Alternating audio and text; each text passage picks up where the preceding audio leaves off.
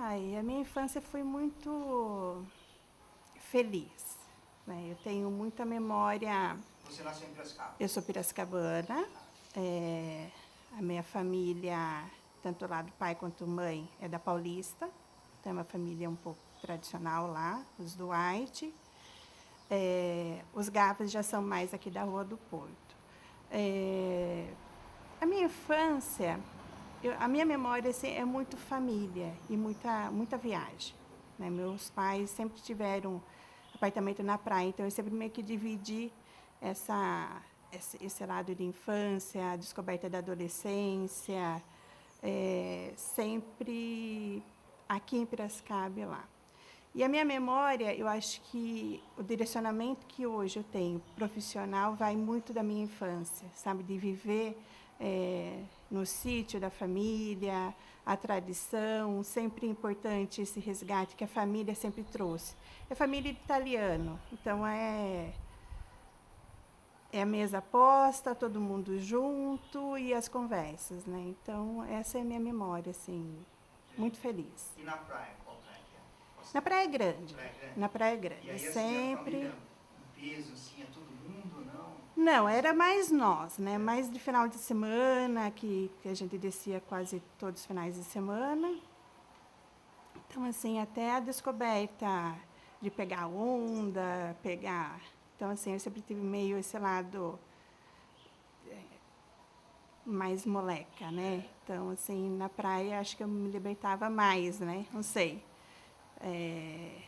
Mas lá não, lá era mais de final de semana e a família de virada do ano, né? Virada do ano, Natal.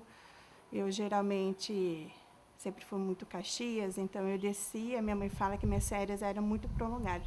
Começava em novembro e ia até fevereiro. E com isso, daí sim, os primos, porque apesar de a gente ser da família italiana, de se reunir bastante com os. Eu tenho a memória dos meus bisavós, né? Eu conheci todos eles, os meus avós dos meus pais. Mas a gente, enquanto primos, eu só tenho 3, né? Um falecido, tenho 5, né? Um falecido. Então, assim, é uma família muito pequena, né? Muito pequena. Então, era isso. E tem alguma história que você lembra, assim, que você possa contar? Ou da praia, ou aqui mesmo na cidade, algum evento na família? Você lembra de alguma coisa assim? Ai, eu lembro muito. Ó, você puxando essa memória, eu tenho a memória das minhas 2 avós muito presente na minha infância. A minha avó Esther, por conta. Eu sou a filha do meio. Meus 2 irmãos são os mais. São os caçulas, né? São gêmeos. Nós somos em 4. Em 4. Então, para minha mãe, e eles tinham um probleminha de saúde, então minha mãe tinha que viver em Campinas, fazer tratamento, e voltava, eles tiveram que passar por cirurgia. Então, eu tenho uma memória durante a semana, memória muito presente com as minhas avós. Então, minha avó, esse gosto, assim... A minha avó, as 2 trabalharam na prefeitura. Então, de final de semana, quando a gente não estava viajando, eu estava na associação dos funcionários públicos. Então, eu cresci lá dentro também, né? Porque minha avó era enfermeira do clube.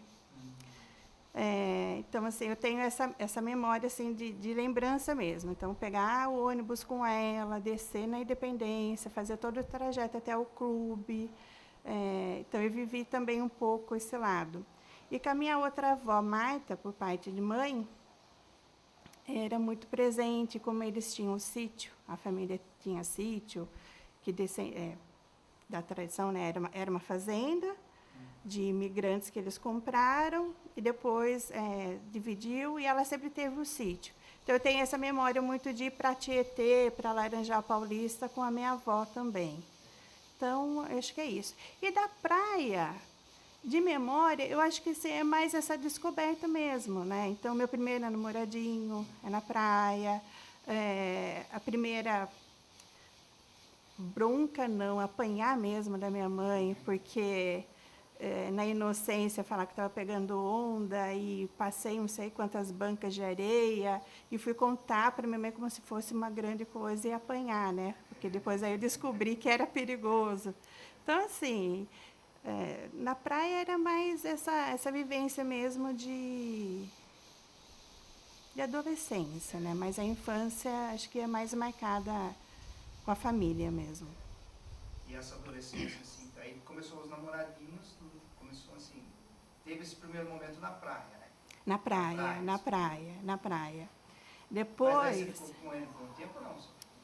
Então, eu fiquei com um tempo, mas era aquele namoro, não de namoro, né? Eu acho que era de curtir mesmo, né? Então, assim, meu primeiro namorado, eu vou falar para você que é a pessoa que eu casei. Olha só, É, meu primeiro ficante aqui em Piracicaba, né? Que foi assim mesmo, de fato, que é o Érico.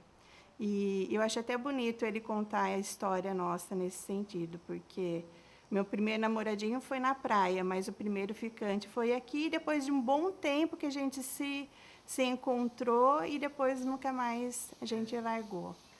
Você ficou com ele no primeiro momento, depois Fiquei. Foi se reencontrar algum tempo Fiquei. Foi numa dessas festinhas, na nossa época tinha bastante festinha dançante, né? Era final de ano, de aniversário de uma colega nossa em comum. A gente acabou ficando e depois a gente se encontrava muito no Cristóvão. Eu era sócia do Cristóvão e também durante a semana a gente vivia lá. Depois, no ensino médio, a gente foi estudar juntos. E eu tinha meu outro namorado. Eu sempre fui muito namoradeira, assim, né? Namoradeira no sentido de namorar muito tempo, né? E depois, depois que terminou o ensino médio, a gente se encontrou mesmo muito por acaso, o destino, né, nos fez reencontrar. E essa semana faz 15 anos de casado e a gente está junto desde 97. E como é que foi esse casamento? O casamento? Cerimônia, assim, vocês têm recordações, assim? Tenho. Eu acho que esse casamento foi muito desejado, né? A gente começou a namorar na adolescência, quando eu estava entrando na faculdade, ele também. Então, foi um processo muito construído, né? E acho que amadurecido o nosso relacionamento. Tanto é que hoje, assim, ele é meu melhor amigo nesse sentido. E em 2007, né? 2007 que a gente conseguiu comprar o apartamento e daí a gente foi, de fato, marcar em 2009. Então, teve aí 2 anos de espera, preparo do casamento. Foi lá na Igreja dos Frades. Não sei como está hoje, mas era muito concorrido na época, né? A Igreja dos Frades todas as noivas queriam, né? Casar lá na igreja. E foi isso, assim. Acho que é um processo, assim, que é uma parte, assim, que eu sou muito realizada e muito feliz. Sou. E voltando um pouquinho no tempo, assim, nessa hora, você fez a faculdade, daí você estudou aqui em Piracicaba? Olha, a minha história é bem o acaso, né? Hoje eu falo que, se bem que a gente fala que nada é o acaso, né? Mas nada daquilo que eu planejei aconteceu. Desde a minha infância, eu sempre quis ser juíza. Então, era desde a adolescência, criança, era fazer advocacia, o direito, exercer a advocacia e chegar no fórum. Só que, ao mesmo tempo, eu sou muito apegada à família, muito. Então, eu tive aquela fase da crise, sabe, de ansiedade, quando chegou o ensino médio, de decidir se, de fato, eu sairia de casa e enfrentaria a vida, né, porque depois de muita sessão terapêutica, a gente aprende a enxergar dessa maneira, né? Mas chegou num dado momento, eu cheguei a passar na São Francisco e ao mesmo tempo, eu passei, porque meu pai tinha uma prima, aeromoça, eu passei para ser aeromoça, eu fui chamada Natan, e ao mesmo tempo eu tinha passado em História, aqui na Unimed. E eu já estava... Três opções. Três opções. Ou largar tudo e viver a vida, que eu acho que era essa fase de aeromoça, ou largar tudo e morar em São Paulo, aquela caipira de indo para o interior, isso mexeu muito comigo. E a decisão que pesou foi que eu já namorava. E além de namorar, a família, né? Então, eu decidi fazer História. E eu falo por acaso porque nunca foi minha opção fazer História. Mas, sabe, quando você vai se inscrever lá na Unimep, era muito na área de humanas, o que tinha dos cursos ali, eu peguei a História para fazer. E assim, foi esses acasos da vida que foi me direcionando, né? Então, nada do que foi planejado ou que eu tinha aquele desejo, eu acabei fazendo. Mas eu sou muito feliz nesse sentido, porque na Unimep eu consegui aquela bolsa, não era estágio, era bolsa atividades, não sei se você lembra. Sim, Eu pagava a faculdade trabalhando. E trabalhando no que hoje eu sou apaixonada, né? Então, eu falo que eu tive duas formações, né? A da licenciatura, que eu exerci, acho que 2, 3 anos, eu dei aula, mas desde quando eu entrei, em 98, na faculdade, até 2001, né? 4 anos de faculdade, eu trabalhei no Centro Cultural Marta Watts, que não era o Centro Cultural ainda, era o Museu Jair de Toledo Veiga, era isso, embaixo do Salão Nobre, lá embaixo, junto com a Zuleika e o professor Mesquita. E no arquivo do João Querini. Então você trabalhou naquela parte de baixo. Naquela parte de baixo. Está lá até hoje? Está lá até hoje, mas não era daquela forma, né? Era. Não, era bonito, eu lembro. Você lembra? Climatizado, tudo ali embaixo. Nada. Na minha época, imagina. Mas teve uma época, então acho que quando foi... Foi quando montou o Centro Cultural Marta Watts. Quando montou. Ali, na época, era o museu só. Então, o museu era muito pequeno, era só aquele espaço mesmo, né? Então, ali... E eu ajudava no arquivo também público, né? Arquivo da Unimep. E também trabalhei no COGEM, que é o Conselho Geral das Igrejas Metodistas. Também a relação com a Unimep também foi muito grande e foi daí, dos estágios que eu fiz, e depois eu trabalhei um pouco com eles. E ajudei na montagem do Centro Cultural Marta Watts. A Unimep é uma grande formadora ali. A Unimep e as pessoas que me direcionaram lá também têm um apreço muito grande. Tenho. Trabalhei um tempo com o professor Almir Maia, com a professora Zuleika, com o professor Mesquita, com a Bia, né? Então, eu auxiliei ela na pesquisa do livro. Então, assim, eu tenho essa formação, não só profissional, mas de métodos, né? Então, assim, a gente aprende muito com eles também, né? Então, eu tenho um apreço muito grande com a Unimep. E aí, assim, passando essa fase já na linha profissional, né? Esse caminho profissional, como que você chegou aonde? Nesse primeiro momento, saiu da Unimep e você foi trabalhar onde? Para mim foi, assim, uma fase do acaso, né? Na época, eu saí porque eu pagava a faculdade, me formei e não contrataram. Mas, na época, a professora Zuleika, ela conseguiu um trabalho para mim no Laboratório de Restauro do Museu do Ipiranga. E eu não fui. De novo, São Paulo, né? Aquela menina... Eu não fui trabalhando no Museu do Ipiranga, eu acho que a minha formação, a minha vida seria outra, né? Então, são escolhas. porque, de novo, a vida me colocou em escolhas, né? Eu passei na pós-graduação na PUC, em Patrimônio Arquitetônico. Então, eu fiquei dividida, ou fazer a pós-graduação, ou ganhar o mundo vivendo em São Paulo e trabalhando, assim, é o que eu amo, né?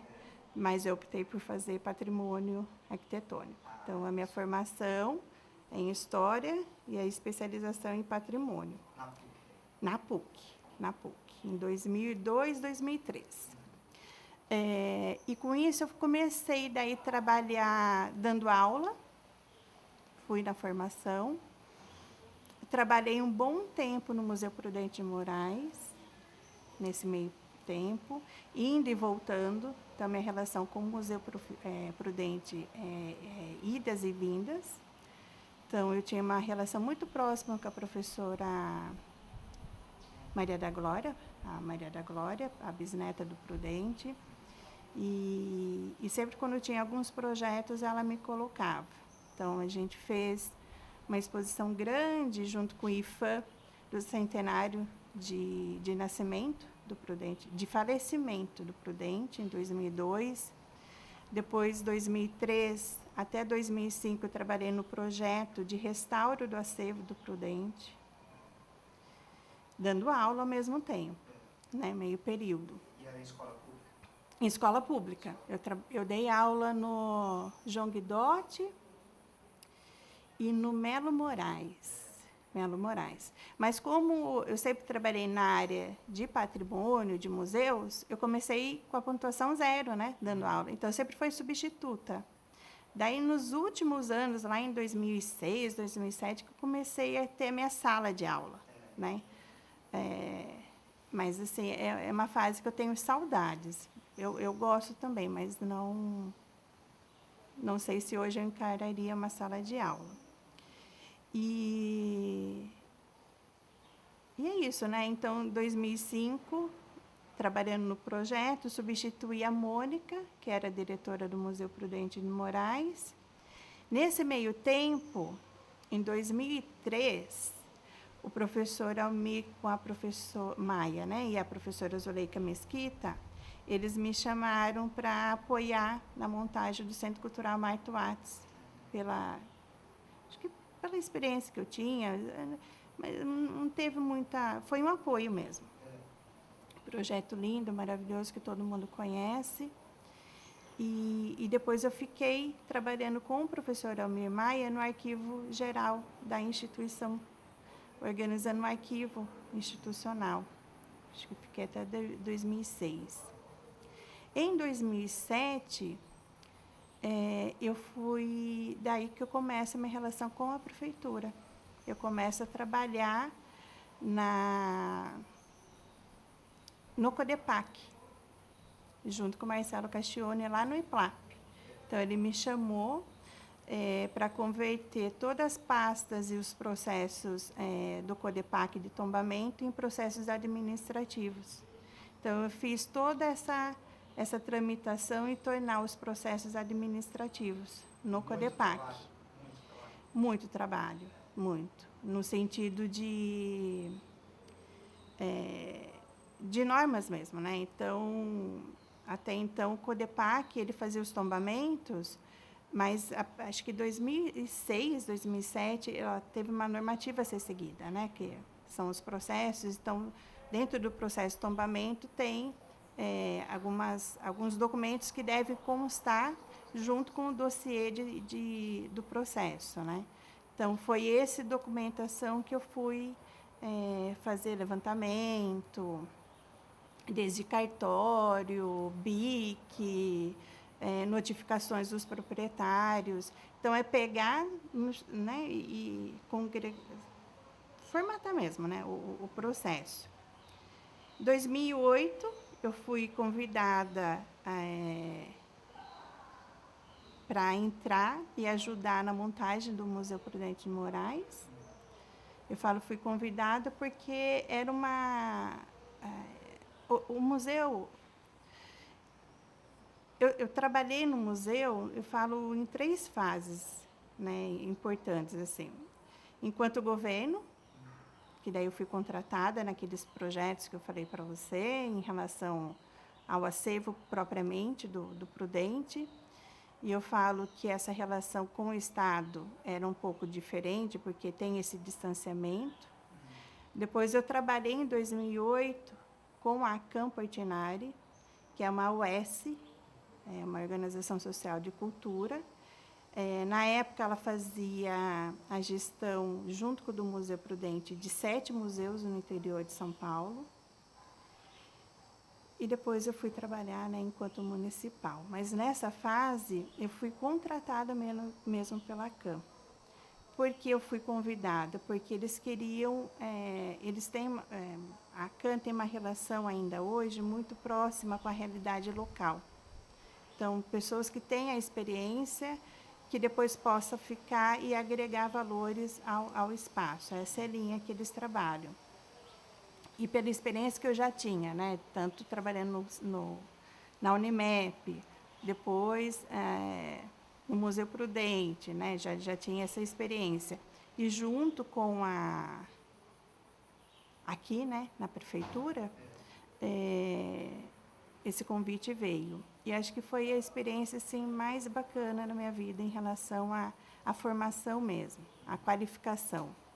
Então, eu tive eu passei pelo processo da coordenação do espaço, enquanto o museu passou por um restauro, e, ao mesmo tempo, lidando com o restauro, eu coordenava 5 equipes ao mesmo tempo, né? E equipes de fora da cidade. Então, tinha equipes de restauro do acervo, da montagem expográfica, equipes mais diversas, né? Então, assim, foi uma riqueza e um aprendizado muito grande nesse sentido. E depois de municipalizado em 2010, eu saí, eu vim de novo para o Codepac, e depois o prefeito fez a minha indicação para trabalhar no projeto do Museu da Cana-de-Açúcar. Então, eu trabalhei de 2010 até 2011, se eu não me engano, eu fiquei trabalhando novamente com o Marcelo Castione no IPLAP, meu chefe era o João Chadá, e depois eu fui para o projeto do Museu da Cana-de-Açúcar. Lá no projeto do Museu de Açúcar também assim, é onde eu tive o contato com uma outra história, né, com o engenho. Então, assim, a dedicação. Então, além de coordenar as equipes aqui, eu também apoiava eles na pesquisa histórica. Então, assim, foi muito rico, muito lindo. Ainda não. A Raizen era patrocinadora. Ah, ele veio depois. Eu trabalhei pelo Instituto Brasil Leitor. Né? Então, era... Que é governo... Não, era uma UES também. UES. Era uma UES. É uma UES. Foi em 2011 até 2013. Nós ficávamos aqui mesmo, onde hoje é a Pinacoteca, é uma salinha ali. Então, tinha junto, trabalhando a equipe de arqueologia e de arquitetura. Então, é na fase de elaboração de projeto. Né? Então, eu trabalhei nessa fase bem inicial, né? de elaboração de projetos, de estudos de casos. Na época que eu estava nesse projeto, foi quando se descobriu os artefatos arqueológicos, e hoje o engenho ele é registrado pelo IPHAN, né, como um sítio arqueológico, a Casa do Povoador. Então, foi nessa época que eu trabalhei. Depois, eu saí e fui novamente para o Museu Prudente de Moraes, que daí fiquei de 2013 a 2020 lá. E me distanciei um pouquinho do projeto do Museu da Cana-de-Açúcar, que foi nessa fase, acho que 2015, 2016, que a Raizen veio, né, pelo Instituto Raizen. Se eu não me engano, alguma coisa assim. Então, eu me distanciei um pouquinho nesse sentido. Em 2020, eu saio da prefeitura, junto com a gestão e municipal. Sigo com a minha empresa, os projetos na área de patrimônio, na área de museus. Muitos projetos fora da cidade, que eu não imaginava o potencial que tem, né? É muito rico trabalhar com o patrimônio, né? Então, assim, sou muito realizada. E em 2023, eu sou convidada novamente para voltar a trabalhar na prefeitura, ajudando o pessoal aqui da Secretaria de Cultura na montagem da Pinacoteca e no apoio na reabertura. Então, assim, bem brevemente, minha trajetória profissional, assim, bem... Na prefeitura é idas e vindas, né? Idas e vindas, idas e vindas. Nunca imaginei trabalhar na Pinacoteca, nunca. Nunca, assim, não é uma área que eu tinha, né, foge um pouco em relação a patrimônio. Mas o nosso foco é em gestão, né? Tanto é que eu tenho a formação também em gestão, 2022, será? 22, 23, não, 12, meu Deus, está passando muito rápido. 2012, 2013, eu fiz a gestão cultural, né? Eu fiz a especialização em gestão cultural, então eu acho que isso contribuiu bastante na Pinacoteca, essa gestão mais técnica, né, de várias frentes de trabalho. E agora eu estou finalizando a gestão em inovação de museus. Então, isso agrega bastante.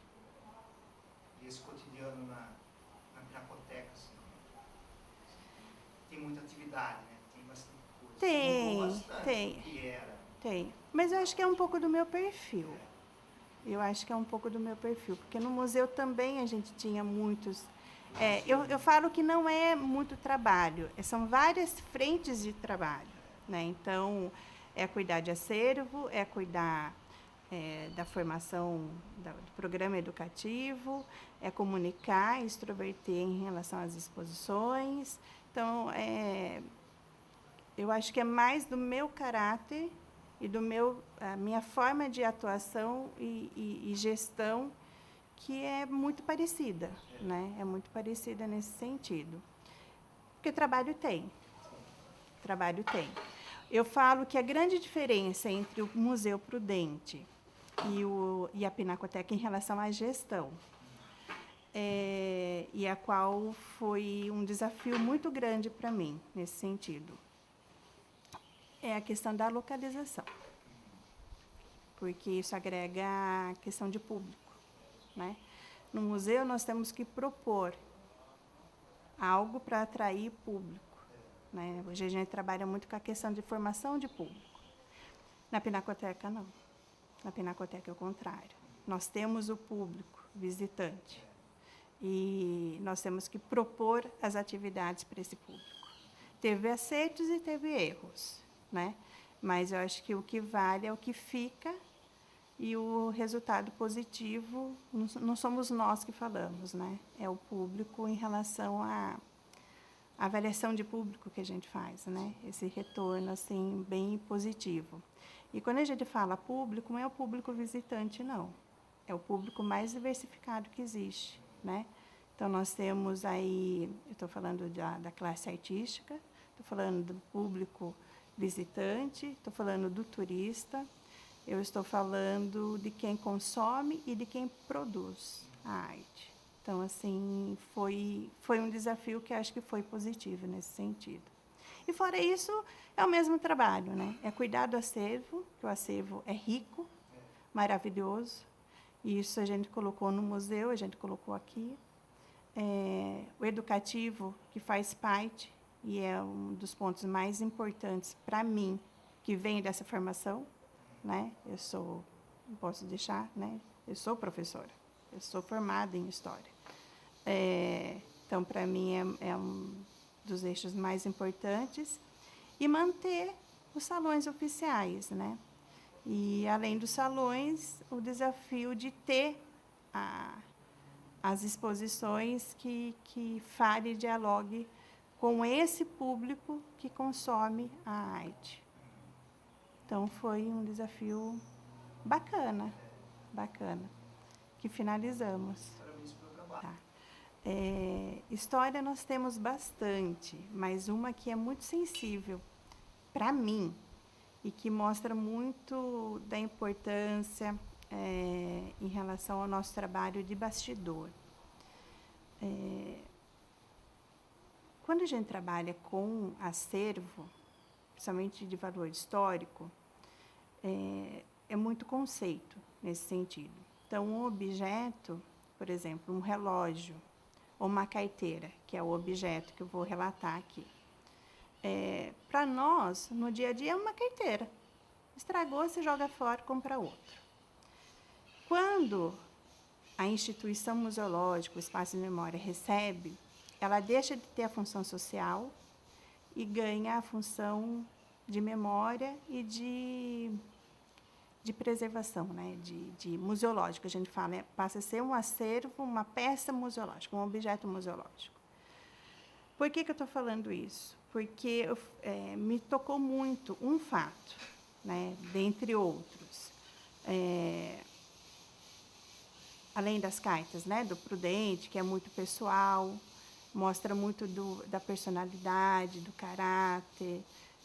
Não é só um objeto escrito. A gente tem que saber interpretar, que acho que é um dos trabalhos nossos enquanto instituição e que é pouco trabalhado nesse sentido, porque é muito método e muita técnica e pouca pesquisa nesse sentido. Mas um em especial me chamou muito a atenção e é que eu guardo e é o que eu gosto de sempre relatar e dar como exemplo. O João Sampaio. João Sampaio, ele foi genro do Prudente, da vida pública, ele foi senador, assinou a Constituinte, agora não me recordo de que ano. Então, assim, é uma pessoa de influência e muito importante nessa área. Mas o museu ele tem um objeto especial para mim nesse sentido. O que é? Dentre os álbuns, os documentos, porque lá tem uma coleção do João Sampaio, tem uma carteira do João. E quando eu peguei esse documento para fazer a parte técnica de inventariar, catalogar, então você pega o objeto e dimensiona, descreve o objeto, e é muito comum, não, é técnica mesmo. Tudo que está dentro do objeto, por exemplo, dentro da carteira, você separa, até mesmo a questão da conservação, para você não interferir, para minimizar, né, a interferência do dano que possa ocasionar o suporte de um material com o suporte de outro. Então, isso tem que ser feito, e eu não fiz. Ali foi uma escolha profissional que eu fiz, né? Não sei dizer hoje como está, mas na época eu optei por não separar e não mexer, né? Nós fizemos o trabalho, mas não separamos. Por quê? Nesse documento, nesse objeto que a gente fala, museológico, conforme você abria a carteira, você ia tirando. É como se a pessoa tivesse acabado de falecer, é como se a pessoa tivesse acabado de... Assim, a carteira do João Sampaio estava como se ele tivesse acabado de esquecer da bancada ali da minha mesa de trabalho. Porque ali tinha santinhos, tinha foto, mas 2 objetos dentro da carteira me chamam bem a atenção. 2 embrulhos. Então, quando eu peguei esse embrulho, abri, o primeiro era uma flor seca. E nesse próprio papel de embrulho estava escrito com a letra dele, Flor do Caixão da Mamãe. O segundo embrulho, abri, era uma flor seca, Flor do Caixão da Minha Amada. porque ele foi casado em primeiras núpcias com a filha do Prudente, né? Então, para mim, isso mexeu bastante. É uma das histórias assim que eu acho que é bem significativa e transmite bem essa ideia de quanto sensível é o objeto museológico, né? Porque não é só matéria, né? Mas é muito da pessoa.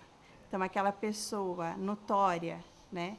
Senador, ele, na sua intimidade, ele tinha ele carregava com si pedaços importantes para a vida dele.